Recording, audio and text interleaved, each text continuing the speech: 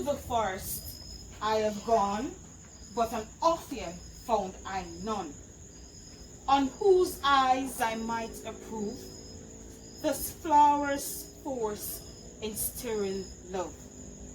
Night and silence, who is here? Weeds of Orphan he thou'lt wear. This is he, my master said, despise this Orphan maid, and hear the maiden sleeping sound upon the damp and dirty ground. Tread upon thy eyes I throw all the powers this charm thou hold, and when thou wakest, let love forbid, sleep is seat on thy eyelid. So awake when I am gone, for now I must to home.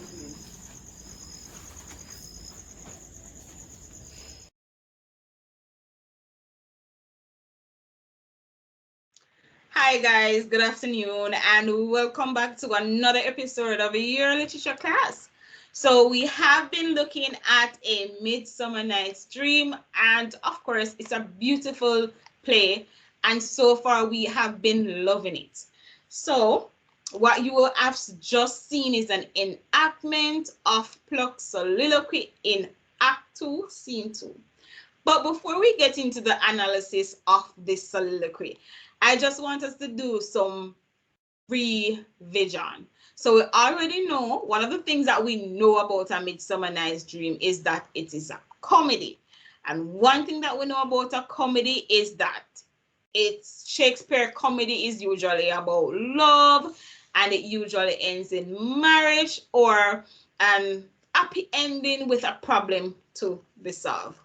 So we also know that a marriage has already happened in this play, and there are two other marriages to come, as well as we know that Elena loves Demetrius and Demetrius loves Ermina, but Ermina is in love with Lysander.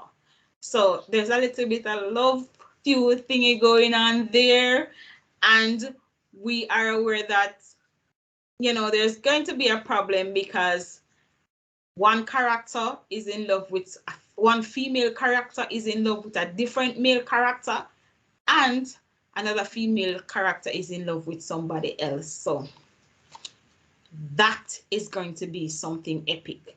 And we also know that Puck is Obian's servant. And in the soliloquy, we would have been told that, you know, Obian sent Puck on a mission. So what was that mission? Obian basically sent Puck to drop a magic potion or a magic juice on Demetrius' eyes, but Puck mistakenly placed that magic juice on Lysander's eye. And if that is done, we know that there's going to be a problem, because we know that Lysander loves Ermina and not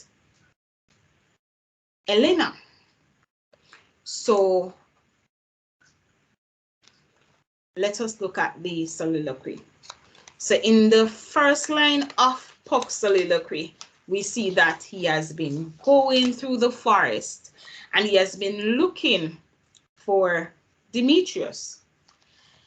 In his second line, he says, but an Orphean found I none, which means that he did not see Demetrius, but he didn't lose hope. He continued to look for Demetrius. Then he informs us of the plans that he has for Demetrius, which is merely just to place the love potion on Demetrius' eyes.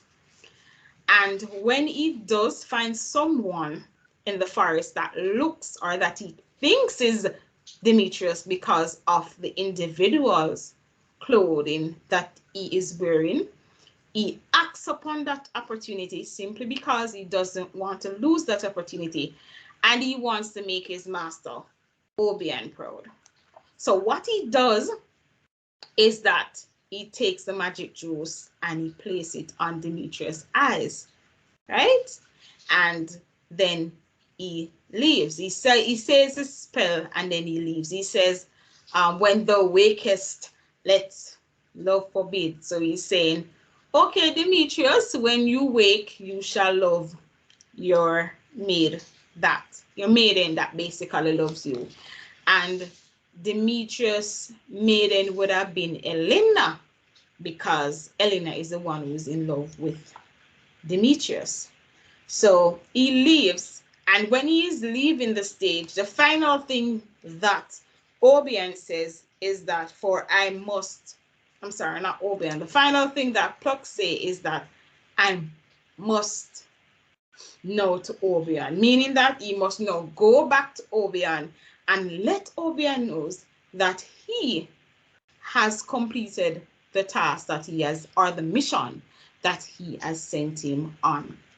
So through Puck's soliloquy, we have learned that Obion is planning to let Demetrius fall in love with Elena.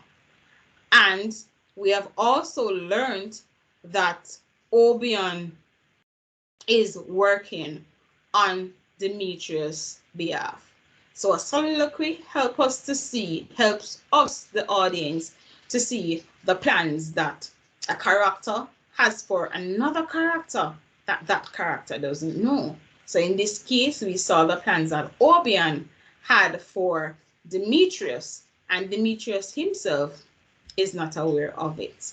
So if you want to learn more about what is going to happen, because of course there's going to be a problem. Remember now, Elena is in love with Demetrius, but Demetrius loves Ermina, and Ermina doesn't love Demetrius. She actually loves Lysander.